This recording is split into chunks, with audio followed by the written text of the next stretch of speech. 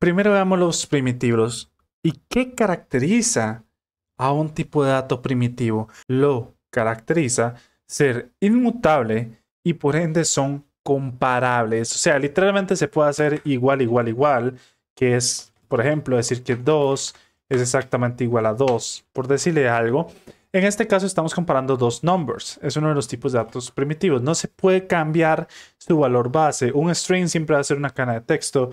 Un booleano siempre va a ser un true, un false. No es que el true se pueda transformar como tal. Son tipos de datos que están ya arraigados al código y funcionan así. No se pueden cambiar porque si no se podría hacer mucho problema a la hora de programar. Se necesitan estos tipos de datos. Veamos cuáles son. Y tenemos alrededor de 5 datos primitivos, al menos a día de hoy, 2023, los cuales serían, en primera posición tendríamos los string, cómo se manejan. Aquí hay un video a la derecha sobre cómo se manejan estos.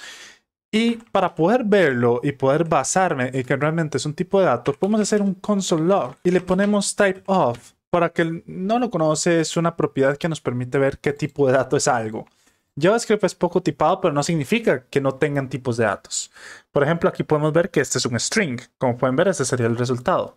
Después tendríamos los booleanos que son true o false. Podemos poner aquí true o false. Sencillamente para dejarlos booleano, podemos ponerle booleano 2 y le ponemos aquí que esto es false. Y estos son otro tipo de datos que si los mostramos, pueden ver que el resultado que tiran es tipo boolean. En tercera posición tenemos los tipos número. Este tipo número, pues pueden ver perfectamente que aquí si hacemos el type of, tira simplemente number. Dato curioso, aquí no existe en lo que serían los double o los integer como existirían en otro lenguaje, simplemente es number. Con eso ya puedes guardar lo que sea, de hecho podemos hacer la prueba. .02 y pueden ver que el dato es el mismo, a pesar de que esto ya sabemos nosotros que es un float o un double de su defecto. JavaScript no hace esa distinción, simplemente le pone nombre y no se complica en ese aspecto. Después tenemos este otro que, bueno, se llama symbol y este es un tipo de dato tal vez muy característico de JavaScript, tal vez sea la primera vez que lo logren ver.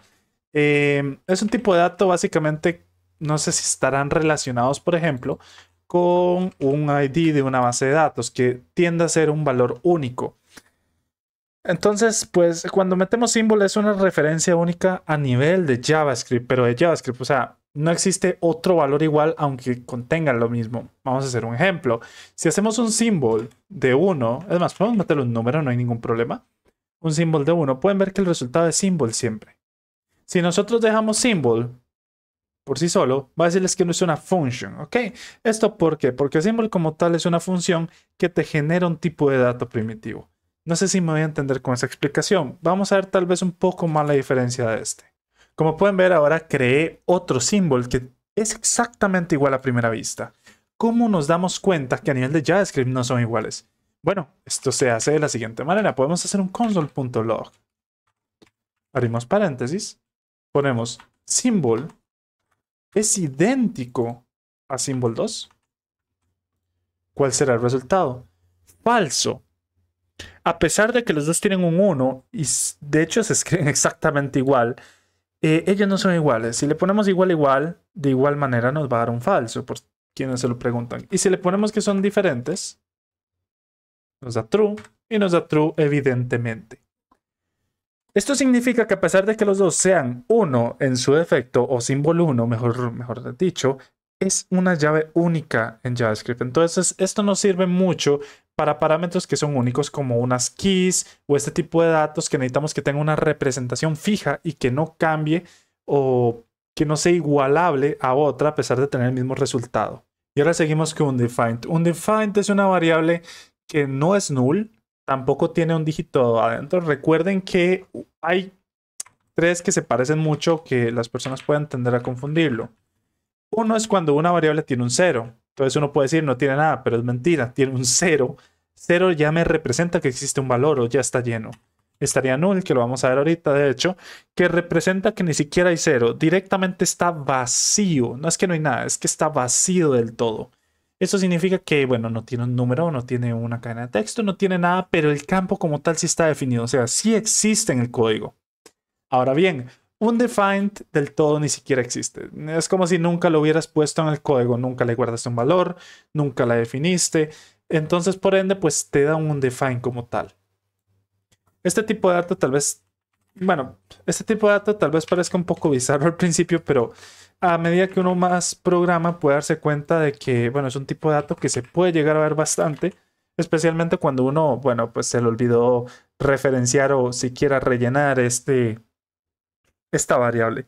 Directamente no existe, es como si no existiera. Si yo aquí le asigno a algo, lo que sea, tal vez incluso vacío, ya cambia. Ahora, bueno, es un string. Podríamos asignarle un null y ya cambia totalmente. No es exactamente lo mismo. Bueno, tira object. Ok, esto lo vamos a ver ahorita porque es algo muy curioso que tiene JavaScript. Ahora sí, tenemos el null. Ya pudieron ver algo muy extraño. A pesar de ser un dato primitivo, porque lo es, si nosotros hacemos un console.log y le ponemos un typeof y ponemos nuestra variable myNull, él te dice que es un objeto, pero esto pues es un error que tiene JavaScript.